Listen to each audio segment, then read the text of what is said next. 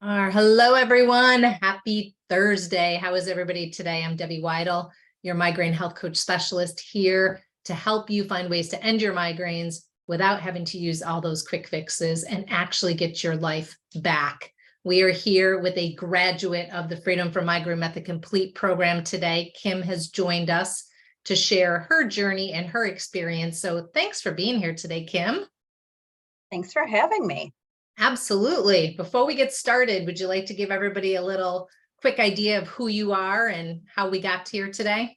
Sure. So as Debbie said, my name is Kim. I am located in Syracuse, New York, which, funny enough, when joining the program, found out I'm about an hour and a half away from Debbie. So it really is a small world. It is. I work for Galaxy Media Partners, which is a local radio station company along with an events division. So I am constantly out in the community doing events for the area.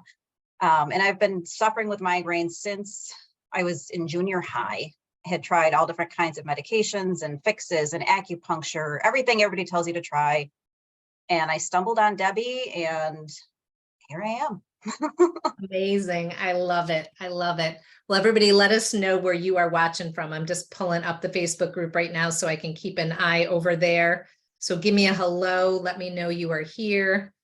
Actually, let me make sure there we are. I'm like, oh, I didn't see us for a quick second. Now I can see everyone. So give me your hi, give me your love. Let me know where you're watching from. Valentina's over there, member of our team. So she'll be keeping an eye on any questions that we have there. But as you're doing that, we're just going to dive right in because I know time is precious for everyone. So Kim, for many women, from what I'm hearing, fear is this major player in deciding what they are and what they're not willing to try to end their pain, right? You know, a $30 bottle of supplements is so easy to give a try because if it doesn't work, it's $30. But when you start looking at working with a coach or working with a functional doctor or a naturopath, they're really more of a big investment. You know, why were you a little bit fearful before you joined us, and what did you do to overcome that fear? So I don't know if I was necessarily fearful as much as hesitant. You see all these, like you said, quick fixes out there. And, you know, try this cool new product, try this, cut out that. And I can't remember how I stumbled on it. It's probably something I had Googled enough migraine things that Facebook picked up on it and threw you into my feed. And I'm not going to lie, for everybody out there, at first you're probably like, is this woman for real? Because I've done enough of these. You click and it's a pre-recorded seminar. It's not even relevant. And from that first, I think it was one of the migraine breakthrough calls. I realized Debbie's real. She's this real person who, like I said, is not too far away from me, believe it or not. And that really helped me get over that initial hesitation. This is somebody real who can actually help me. And then I booked the coaching call with Debbie, talked more about where I'm at, the different programs she offers. And I said, you know what? Debbie said the exact word. It's an investment. I couldn't look at it as another cost I'm spending money on. This is an investment in my future to cut back on the medications I'm on, the doctor visits, all these other things that are recurring expenses. I've got this plethora of medication built up right now because it's all on auto refill. So it'll last me as I'm continuing, because I'm not fully free from my frequent migraines yet, but I've achieved a great level of freedom that I'm comfortable with the progress, and to know that I'm not going to need those medications anymore someday, this investment was worth it. I love it. And I think it's important what you said, that we are real people and we do spend that extra time trying to get on a call like this with each and every person so that you can talk to us. You know, I'm not a huge fan of a million things that are pre-recorded and just throwing a link out there and saying, hey, if you want to join something, join it, because we want to make sure that, first of all, we're right for the person that we're going to try to help and support. And we make sure that our personalities click, right? We need to make sure that we really jive so that we can help you to the limit that everyone deserves, because you don't deserve another quick fix. You don't deserve another thing that someone's going to tell you, oh, I can totally help you. And then you come and find out they can't help you. So I'm glad that you felt that. And I'm glad that that was something that was kind of knocked that hesitation down a little bit. Look at everybody jumping on here. Hello, Britannica. Hello, Rachel and Susan. All of a sudden, my phone just started blowing up. And Sheila and Jenny. Hey, everybody. Thanks for being here today. Make sure if you have any questions for Kim, you post them below while we're chatting. So the other thing that you mentioned to me was that stress. was a little, a piece of the puzzle. And we learn so much about stress and mindset in the Freedom from Migraine Method program. Why do you feel that this was important for you, for your specific success? For myself personally, as well as probably other people who are on this call, I think stress and mindset are things that are commonly overlooked or brushed under like it's not important. I don't need to meditate every day. I don't need to be mindful because I've tried over the years. I've had the different Calm apps and this and that. And, they say it takes 21 days to form a habit. I clearly never spent 21 days on it until now. But attending the mindfulness calls with Cheryl every week made a huge difference. I know I had shared in the other group, I think at one point I was sitting in traffic or it was grocery shopping. And in a moment where I normally would have been stressed, I just all of a sudden let out this big exhale, realized my tongue was up on the roof of my mouth, things that I wasn't aware of before. I'm more aware of now, like relaxing and holding that tension in my body, being more aware. I don't meditate every day. I'm still not good about it, but trying to, even if it's for a couple minutes, just, to focus and give myself that time. It's just amazing that I think that was one of the biggest pieces for me because I had a lot of the other pillars not perfectly in place, but started. And I really think that stress and mindfulness was just kind of the icing on the cake, so to speak, that I needed. Yeah. And like you said, you had some of the pillar work already done, which is so common, really, with most of the women that we end up working with. By the time you get to me, most people are desperate. They're really like they're at the end of their rope. And it really is just about fine tuning those areas to find what's right for you. And for you, mindfulness may not be, the meditating might not be right every day. Doing a different mindfulness activity may be right. And I think that's the key, because we hear meditation thrown around a lot. We hear deep breathing thrown around a lot. And while those two things are amazing when it comes to mindfulness, reducing stress, really bringing us into that parasympathetic state versus the sympathetic state, there's still more to it. And we have to really dive into what works for us. So I'm so glad that those calls were supportive for you to be able to figure out what you need on a daily basis, because you don't have a job that's quiet and relaxing. No, Debbie and I were talking about that before the call went live, that my door is shut right now because I love where I work. It's a great place. It's a lot of fun. But when everybody's having fun out there, sometimes I need to block it out and focus. And there's a lot of stress with the job that I do. Some of it's good stress, some of it's bad stress, but learning the techniques to help know when I need to just. Yeah. Exactly.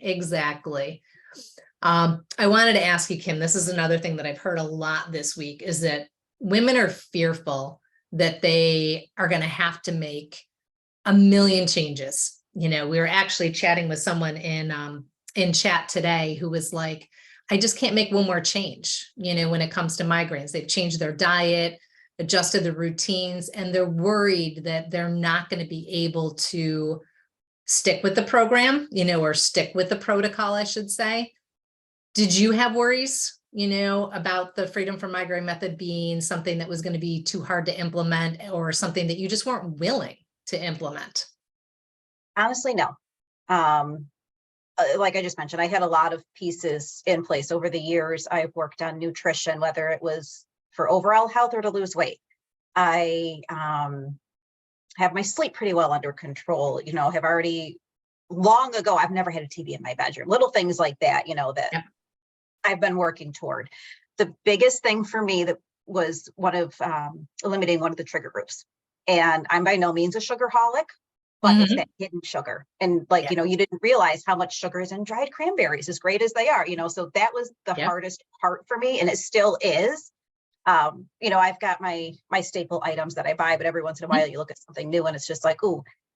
And honestly, I think most of us women who, if you're on the fence or you're already, working with Debbie, you've tried so many things that really there's not a lot that I think anybody needs to change. There's just, new things that you learn, new techniques, but it's really, we can do it. We've already done so much to try to find our migraine freedom that it's definitely doable. Yeah, I think so too. And I think that's part of what we really work hard with that personal approach, is when women come in, trying to figure out where those limits are. What are you willing to change? What can you change? And if there is something that you can't or you're not willing to change, how can we tweak something else? Mhm. right? Because nothing is that black or white where it's, oh my God, if you eat chocolate, you're going to get a migraine. That's not the case, right? It Right. might be right now for many people, but like if Kim told me right now, I am not doing the program if I can't have a square of chocolate a couple days a week, it's like, okay, fine. Well, what are you willing to do so that you can have that square of chocolate? And those are the kind of things that we try to work with people on, because I do get it that you already have to suffer with the pain. You don't want to be more different. You don't want to take more away because you already feel like you've lost so much. But on the flip side, I don't know about anyone else in this group, but I would be willing, like if I was getting daily migraines and the only thing I could do to get rid of my migraines was to give up chocolate, it'd be out of my life forever. You know, Mhm. if that were my only choice. That isn't the only choice. That is Right. the great thing. It's not. But I think we do have to have some reality there too of we have to make a little, some tweaks. We have to make some changes if we really want to see a difference. But it's good to know that you didn't feel that those changes were anything that was super drastic. And I really don't Mhm. think the people in the group do either. Hey, No, and Cheryl's jumping on too. Great. I'm so sorry I to know cut you off. too, no, that's okay. I know too, we had, God, in the different coaching calls and posts and everything, we've all said it's not forever, Right. So I graduated from the program. I still am very mindful of the sugar. There's a chocolatier who's just down the street, makes this amazing chocolate. I bought one of his chocolate bars. I made sure to go for the dark chocolate because it's Hmm. better. There's still Yep. sugar in it, but again, I might have a craving and I have one square and I've had his chocolate bar sitting on top of my microwave for 3 weeks. So it's not forever for these people who think, oh my God, I can't ever have it again. It's learning moderation and your threshold and your triggers, and Debbie and the team, they're great at helping you through all that. Yeah. And the longer that you've healed, the more you can mess with that. I talk all the time how I've been 10 years migraine free. And 10 years ago, if I tried to have even a sip of wine, I would have gotten a migraine. Mhm. I had a glass of wine or maybe two over the weekend. We're not really counting, right?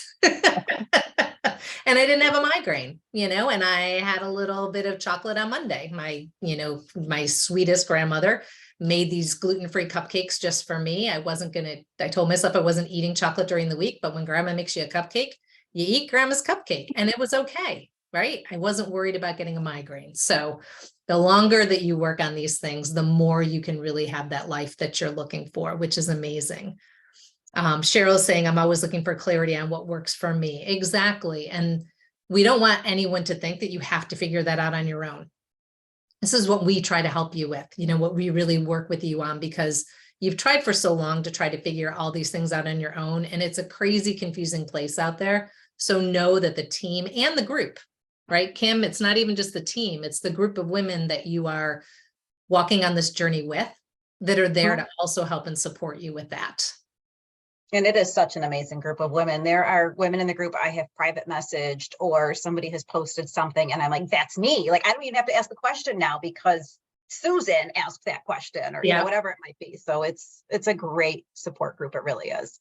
They really are an amazing group of women. And a whole bunch of them are watching right now. We've got Brenda on.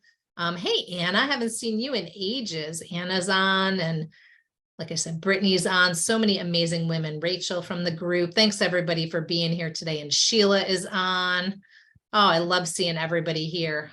Again, we're going to kind of finish up here in just a moment, but if you have any questions, go ahead and pop them in there. Even if you're watching this on the replay, let us know if you are watching on the replay with #replay, put your comment there, and a member of the team will make sure that if there's a question for myself or Kim, that we get that question answered for you. So as we're finishing up, Kim, you have a captive audience. You have quite a few people on here listening today. What would you like to say to these women who are still suffering, who just really don't have hope? They're in this group, but they're like, I'm still not too sure. What would you say to them? I mean, in the words of Nike, just do it. If you're on the fence, just do it. You will learn so many amazing techniques and tidbits from Debbie and her team that maybe you heard before, but now this is finally the time it sinks in. Maybe nobody ever told you this. As we mentioned, the incredible support group of all the other women around the world, even if I'm not mistaken, we had people over the pond on our calls. And they're all facing the same issues you are. You're not alone. If you think about what they tell you on the airplane, put your mask on before helping somebody else. You can't help the other people in your life until you help yourself. So do this for you. Like I said, it's an investment. Put in the time, focus on yourself, and you'll feel better, and then you'll be able to better take care of all your loved ones around you. I love it. That was great advice to end with. I think that's the hardest thing for us to remember, right? Is to put ourselves first. There's still days that I have to do that little reminder of, it's okay. You can say no to this. You need to go work out. It's okay. You can say no to that. You need to give yourself some time. And sometimes it doesn't feel great, but after you do it, you're like, oh yeah, now I actually am free and clear and have that energy to put into whatever else it was that we needed to get done. So we need to flip that switch, all of us type A personalities in this group. That'll be actually interesting to see. Whoever feels that they're a type A person right now, just put A in the comments. I'd really, I would be interested to see if anyone doesn't put an A. It seems like the majority of this group is type A, but anyway, thank you everyone for being here today. Next week, our migraine strategy call will be on Thursday, the 26th, same time, 1:30 p.m. Eastern. We will announce in a couple days what is going to be happening. Next Thursday, most likely it is going to be a training that each and every one of you have told me that you're looking for. So we'll make sure that we let you know what that is. And I'm so glad everyone's in the group. And Kim, thank you. Thank you. Thank you for taking the time, shutting your door at work and sharing your story with everybody. My pleasure. Happy to do it. Amazing. All right, everybody, here's to your migraine freedom. Have a great day, and we will see you in the group. Take care. Bye, everyone.